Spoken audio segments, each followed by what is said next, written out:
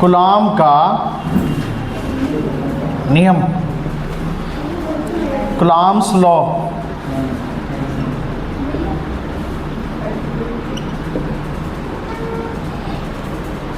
Coulomb's law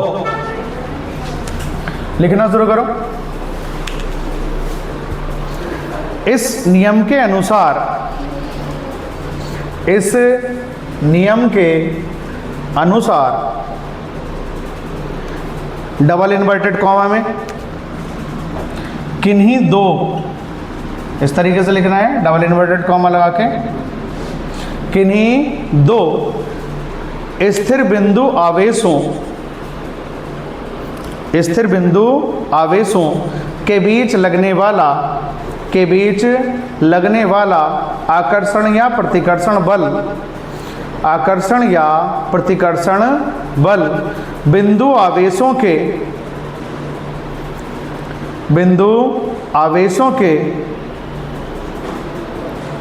परिमाणों के गुणनफल के अनुक्रमानुपाती, बिंदु आवेशों के परिमाणों के गुणनफल के अनुक्रमानुपाती तथा उनके बीच की दूरी के, तथा उनके बीच की दूरी के वर्ग के, उनके बीच की दूरी के वर्ग के व्युत्क्रमानुपाती होता है, बीच की दूरी के वर्ग के व्युत्क्रमानुपाती होता है तथा इसकी दिशा दोनों आवेशों को मिलाने वाली, तथा इसकी दिशा दोनों आवेशों को मिलाने वाली रेखा के अनुदिश होती है, तथा इसकी दिशा दोनों आवेशों को मिलाने वाली रेखा के अनुदिश होती है, दोनों आवेशों को मिलाने वाली रेखा के अनुदिश होती है।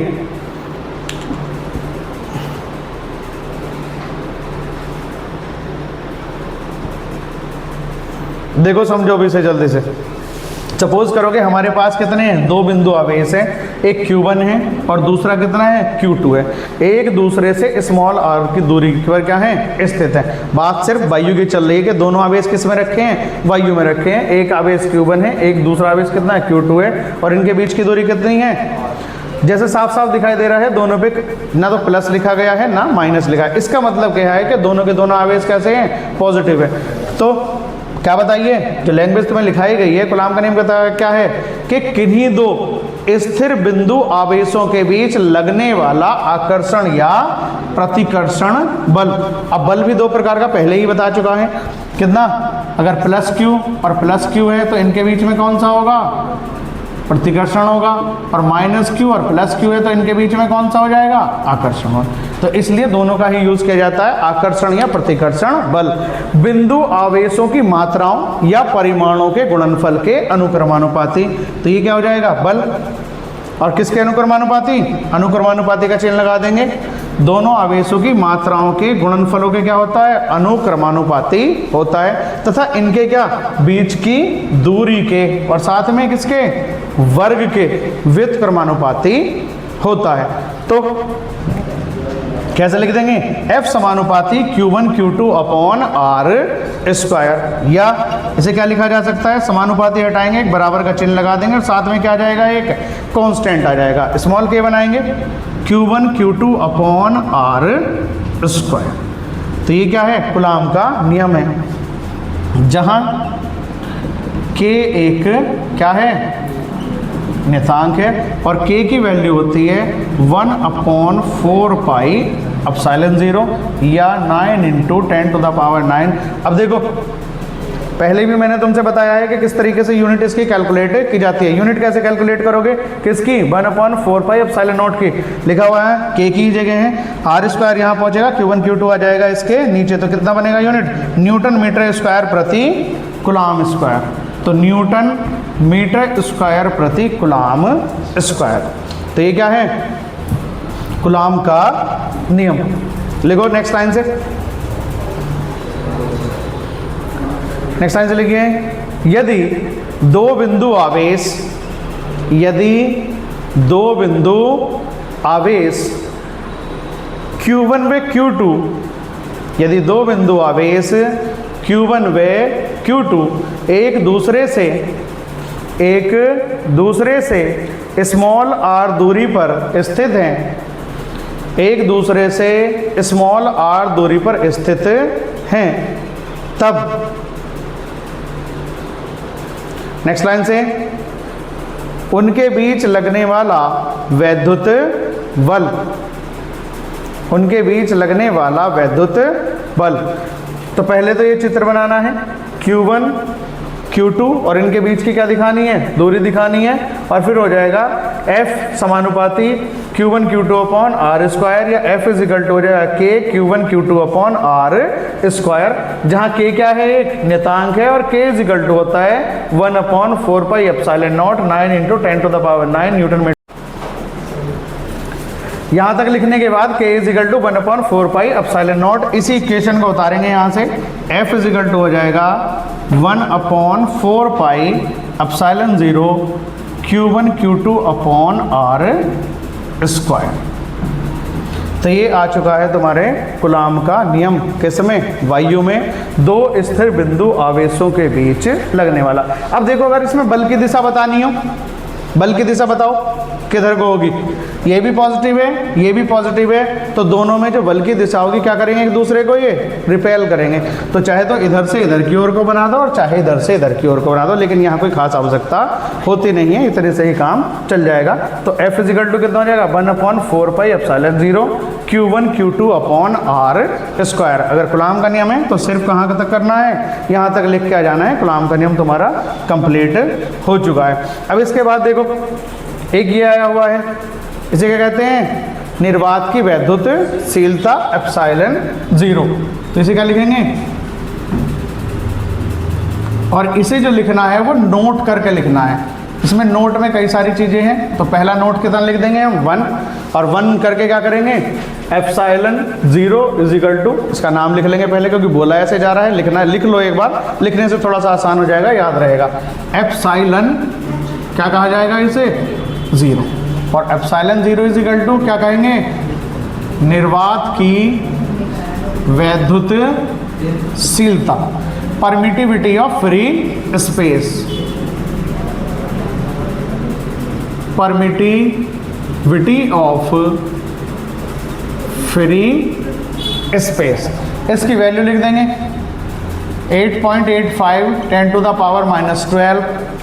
देखो यूनिट देखो कैसे आएगी इसकी, एप्सिलॉन 0 तो यहीं लिखा हुआ है, एप्सिलॉन 0 को पहुंचा दो यहाँ और F को ले आओ इसके नीचे, तो क्या बनेगी यूनिट, कूलाम स्क्वायर प्रति न्यूटन मीटर स्क्वायर।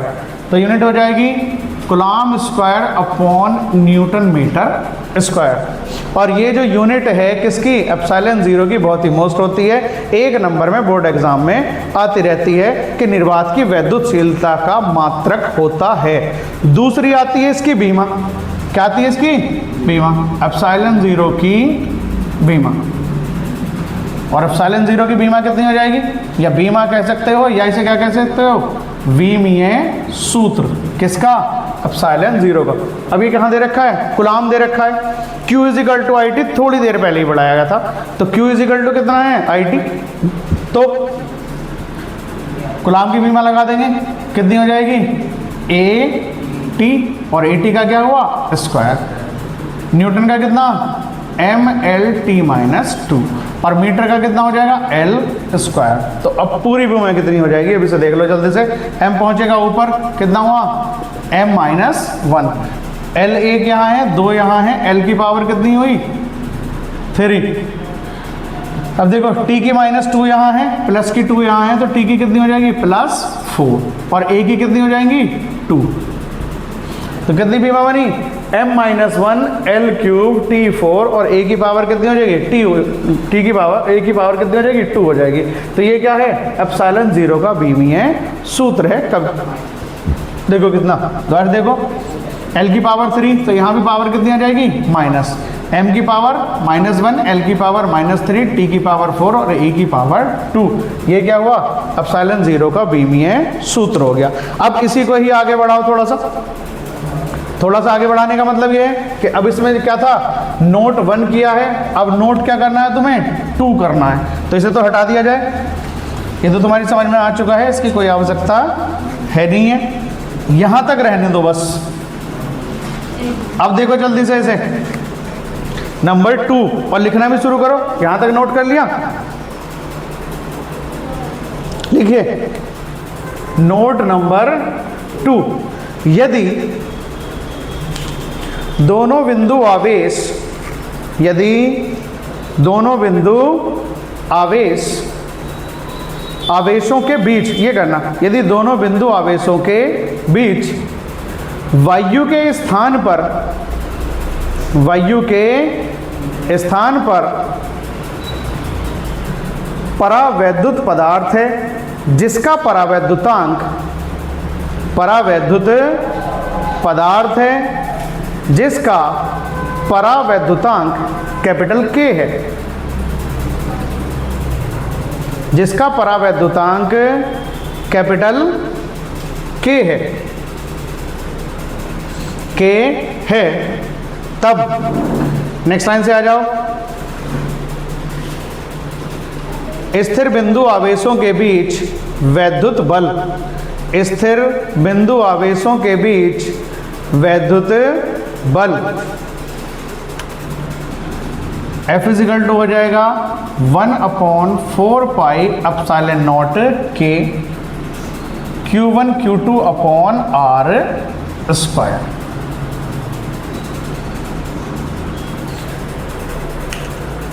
Fk = हो जाएगा 1/4 pi epsilon not K Q1 Q2 upon R square. Numerical करते समय ये फॉर्मूला तब लगाना है जब किसकी बात करें कि जो प्रयोग है, यानी कि जो दोनों आवेश हैं वे किस में रखे हैं, एक माध्यम में रखे हैं और जिसका परावैद्युतांक कितना है, कैपिटल K है। तो K क्या है, माध्यम का परावैद्युतांक है। अब ये जो माध्यम का परावैद्युतांक है, अब इसके बारे में लिखना है। उससे पहले करना क्या है, देखो F आया है और ये कितना है, Fk है। इन दोनों के बीच में अगर हम रिलेशन लिखना चाहें, दोनों के बीच में क्या रिलेशन, किस किस के, Fk और Fk, तो देखो ये वाली वैल्यू और केवल इतनी वैल्यू किसकी है, Fk है, तो कितना आ जाएगा, Fk = किसकी वैल्यू पूरी, F और अपॉन कितना हो जाएगा, K। इसका मतलब ये है, अब समझो कि जब परावैद्युत पदार्थ रख दिया गया है जिसका परावैद्युतांक कितना K है, तो K क्या है, Fk व्युत्क्रमानुपाती है। क्या दिख रहा है यहाँ, सीधा सीधा व्युत्क्रमानुपात। इसका मतलब ये है कि अगर हम क्या करें, आवेशों को किस में रख देते हैं, एक परावैद्युत पदार्थ में रख देते हैं, तो आवेशों के बीच लगने वाला बल क्या होगा, घटेगा। क्यों, क्योंकि K का मान कुछ ना कुछ तो होगा ही, और कुछ ना कुछ कैसे होता है, एक लाइन इसमें और बढ़ा लो, नंबर 3 कर लो। K क्या है, जो ये कहाँ K शो हो रहा है, K को हम क्या कहते हैं, माध्यम का परावैद्युतांक। ये क्या है, माध्यम का परावैद्युतांक, यानी कि जो परावैद्युत पदार्थ होते हैं, कौन कौन से हैं, कांच है, मोम है, तेल है, तो ये क्या है, परावैद्युत पदार्थ होते हैं। तो K क्या है, माध्यम का परावैद्युतांक है। और वायु के लिए K का मान होता है 1। वायु हो या क्या हो, निर्वात हो, दोनों के लिए ही K का मान कितना होता है, 1 होता है। दूसरा,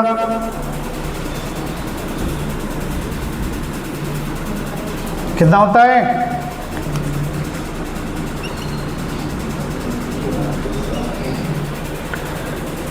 वायु या निर्वात के लिए कितना होता है K का मान, 1। इसके बाद आ जाओ परावैद्युत पदार्थों के लिए, परावैद्युत पदार्थों के लिए K क्या होता है, 1 से बड़ा होता है, यानी K > होता है 1, यानी K का मान अब 2, 3, 4, 5, 6, 8, 10, यानी कि जो जल का होता है परावैद्युतांक वो कितना होता है, 80 होता है। तो K का मान कितना Hc। और धातुओं के लिए, धातुओं के लिए K का मान कितना होता है, अनंत होता है। एक बार ये शॉर्ट क्वेश्चन आया हुआ है कि धातुओं के लिए परावैद्युतांक कितना होता है, तो धातुओं के लिए परावैद्युतांक कितना होता है, अनंत होता है। इन्हें नोट कर लो कि थर्ड पॉइंट तुम्हारा कितना हो चुका है, Fk = F/K होता है। ये किस में है, वायु में है, और ये किस में है, परावैद्युत पदार्थ में है। तो Fk = F/K कहने का मतलब ये है कि अगर हम किस में रख रहे हैं, आवेशों को किसी परावैद्युत पदार्थ में रख रहे हैं, एक माध्यम है जिसका परावैद्युतांक कितना है, K है, तो उनके बीच लगने वाले बल का मान क्या होगा, घट जाएगा, क्योंकि K Fk के क्या होता है, व्युत्क्रमणपाती। K क्या है, माध्यम का परावैद्युतांक है। वायु के लिए K का मान 1 होता है, और निर्वात के लिए भी। परावैद्युत पदार्थों के लिए K का मान कितना होता है, और परावैद्युत पदार्थ हैं कौन कौन से, लिख लेना है 1-2 के मान। कांच लिख लो, मोम लिखो, और तेल करके यहाँ क्या कर देंगे, आदि कर देंगे। इस तरीके से इस लाइन को कर लेना। किसके लिए, परावैद्युत पदार्थों के लिए K > कितना होता है, 1। कौन कौन है, कांच है, मोम है, तेल है, कागज भी होता है, अभ्रक होता है, लेकिन सब लिखने की आवश्यकता नहीं होती, सिर्फ इतने से काम चल जाएगा। धातु के लिए K का मान कितना होता है, 1 होता है। अब इस K की परिभाषा लिख लो, क्योंकि बहुत सारे टॉपिक हैं, छोटे छोटे 1-1 नंबर के टॉपिक होते हैं या मोस्ट होते हैं। यहाँ तक नोट कर लिया, लिखो फिर अब जल्दी से। नंबर कौन सा, 4 हो चुके हैं। अब नंबर आ जाओ 5। 4 तो हो चुके हैं नोट करके। अब इन्हें शॉर्ट क्वेश्चन ही मान के चलो, ये जो नोट करके लिखाए जा रहे हैं ये क्या है, तुम्हारे के सारे शॉर्ट क्वेश्चन है। अब क्या है, ये क्या बताएं तुम्हें अभी, कांच मोम क्या बताए हैं, परावैद्युत पदार्थ। और परावैद्युत पदार्थ क्या होते हैं, वे पदार्थ जिनके परमाणु में इलेक्ट्रॉन अपने नाभिक से दृढ़ता पूर्वक बंधे होते हैं। दोबारा से सुनो, क्या होते हैं परावैद्युत पदार्थ, वे पदार्थ जिनके परमाणु में इलेक्ट्रॉन अपने नाभिक से दृढ़ता पूर्वक बंधे होते हैं, उन्हें हम क्या कहते हैं, परावैद्युत पदार्थ कहते हैं। जब दृढ़ता पूर्वक बंधे हुए हैं तो यानी कि उन्हें उस परमाणु से आसानी से अलग नहीं किया जा सकता। अब जब भी अलग ही नहीं होंगे, आवेशों का प्रभाव कौन करता है, इलेक्ट्रॉन। तो ये कैसे हुए, एक तरीके से परावैद्युत पदार्थ, यानी कि क्या कहलाते हैं, ये वैद्युत रोधी भी कहलाते हैं, यानी इनके में धारा का प्रवाह आसानी से नहीं होता है। यानी कि वैद्युत रोधी या परावैद्युत पदार्थ दोनों क्या होते हैं, एक ही होते हैं। बता भी दिए हैं कौन कौन से। अब अगर परावैद्युतांक की परिभाषा की बात आ जाए तो अगला नंबर डाल दो, या नंबर ना डालो ऐसे ही लिख लो, परावैद्युतांक किसका, माध्यम का परावैद्युतांक। हेडिंग डालना है माध्यम का परावैद्युतांक। डाई इलेक्ट्रिक कांस्टेंट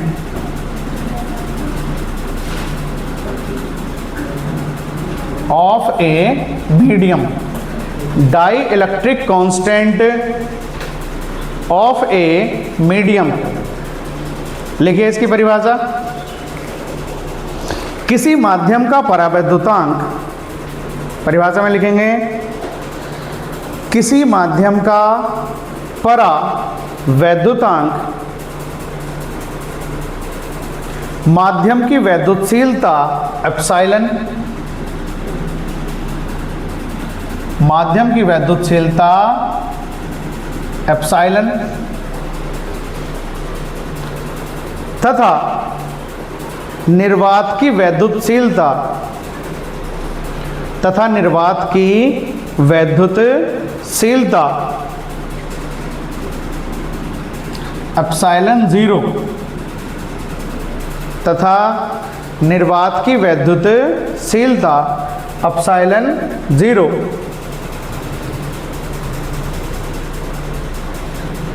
के अनुपात के बराबर होता है, के अनुपात के बराबर होता है।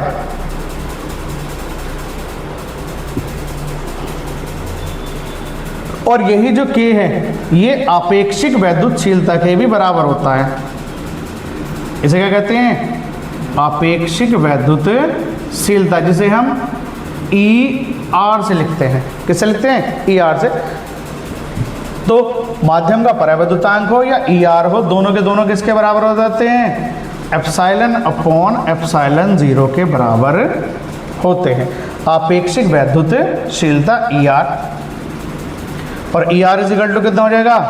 एप्सिलॉन अपॉन एप्सिलॉन 0 हो जाएगा। कर लिया नोट?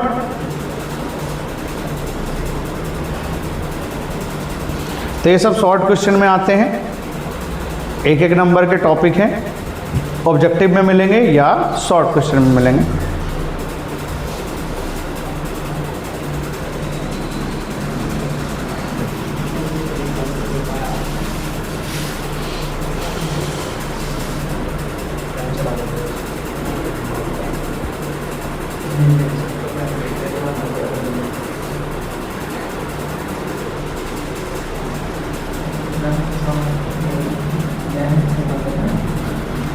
लिखिए, नेक्स्ट टॉपिक लिखिए।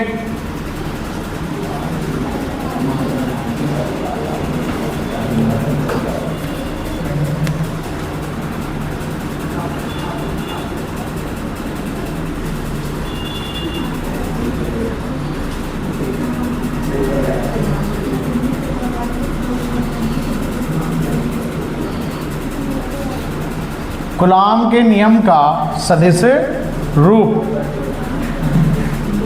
Vector form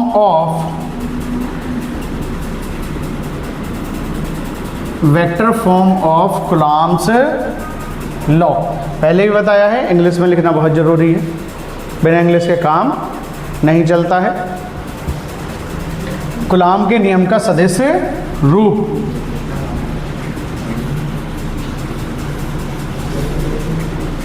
vector form of Coulomb's law.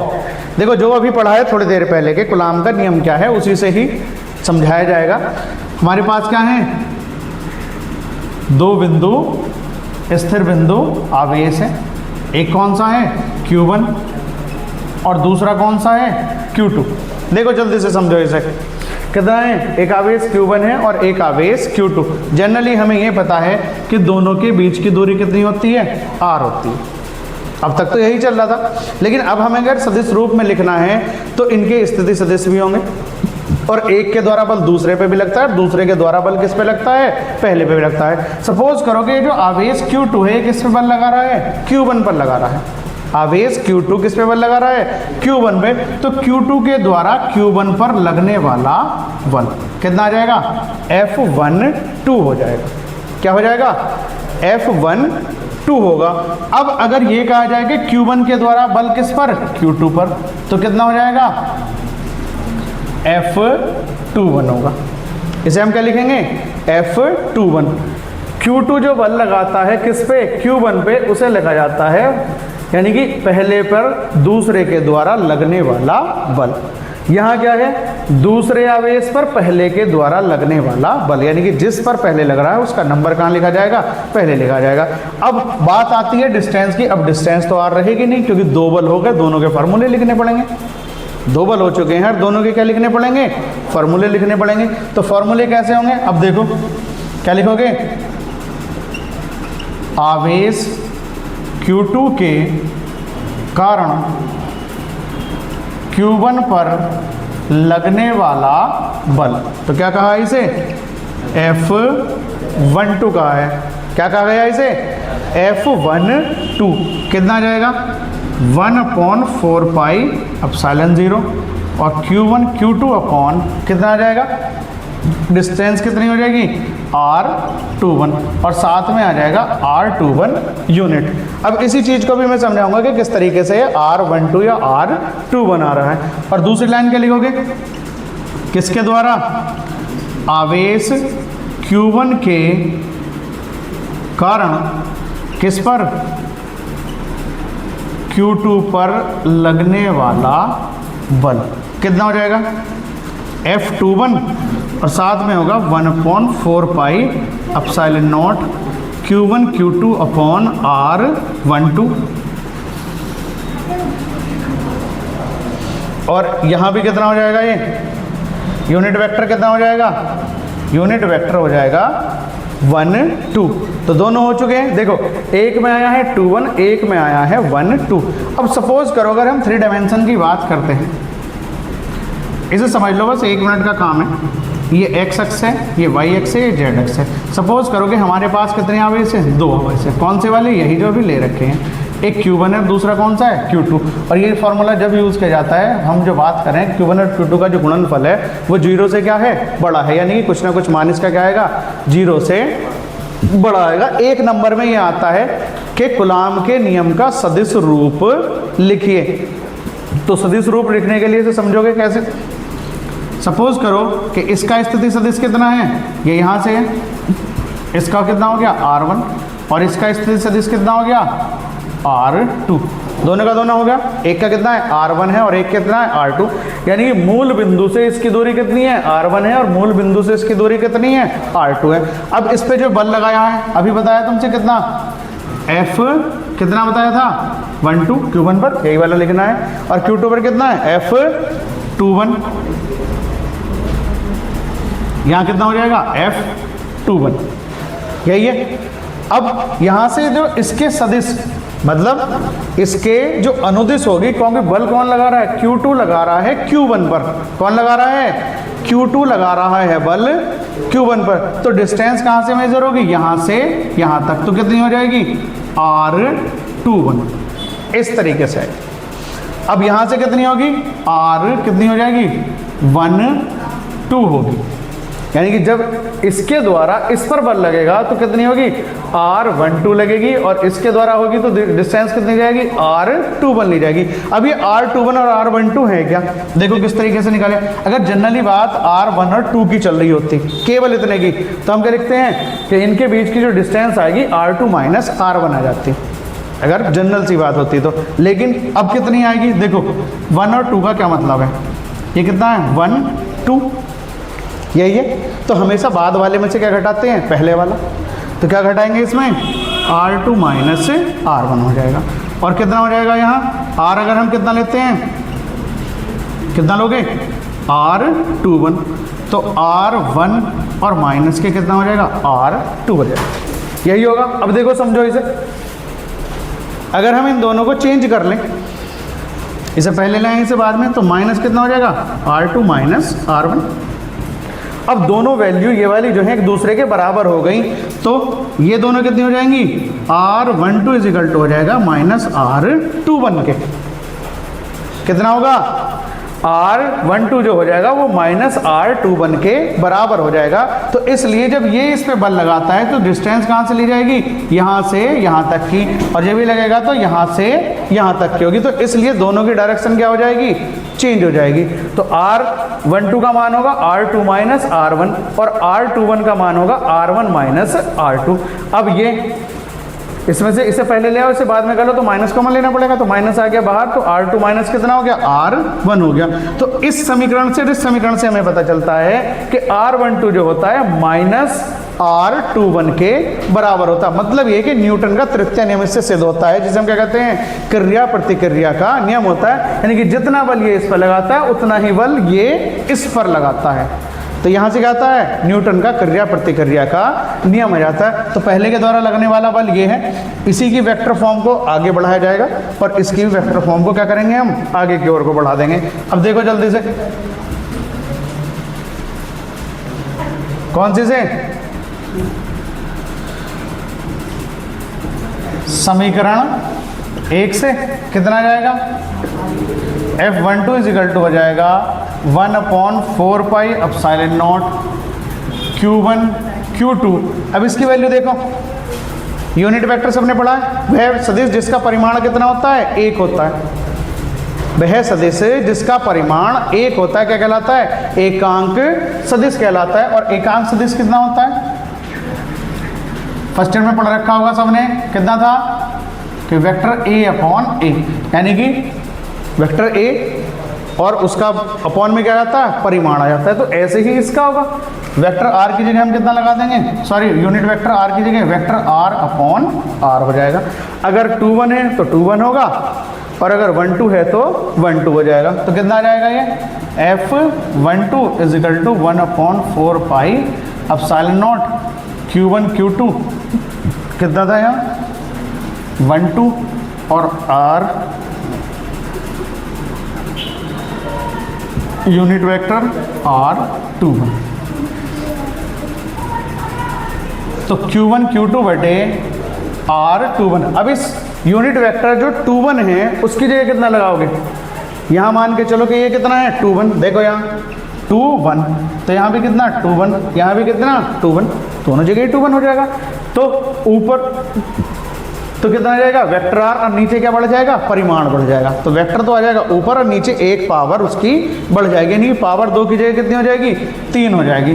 तो कितना लगा देंगे यहाँ R21 कैसा आया वेक्टर फॉर्म में, और नीचे कितना आ जाएगा R21। तो कितना बना formula 1/4 pi epsilon not Q1 Q2 R21 किस में वेक्टर फॉर्म में, और स्क्वायर तो पहले ही था, एक पावर और आ गई तो कितना हो गया 3 हो गया। तो 2 1 की पावर कितनी हो गई 3। ये हो गई एक वेक्टर फॉर्म। इसी प्रकार दूसरे के लिए तो सीधे सीधे इसी प्रकार कर दो, ज़्यादा करने की जरूरत ही नहीं है। इसी प्रकार F21 is equal to 1/4 pi epsilon not Q1 Q2 upon R12 और अपॉन R12 की पावर 3। यहां लिख देंगे चाहे तो, चूंकि वेक्टर R12 बराबर होता है माइनस वेक्टर R21 के, अतः F12 इज इक्वल टू हो जाएगा माइनस वेक्टर F21 के। इससे क्या सिद्ध होता है कि जितना बल एक दूसरे पे लगाता है उतना ही बल दूसरा किस पे लगाता है, पहले पे लगाता है। तो ये क्या सिद्ध हो जाता है, न्यूटन के क्रिया प्रतिक्रिया का नियम यहां से सिद्ध हो जाता है। करो नोट।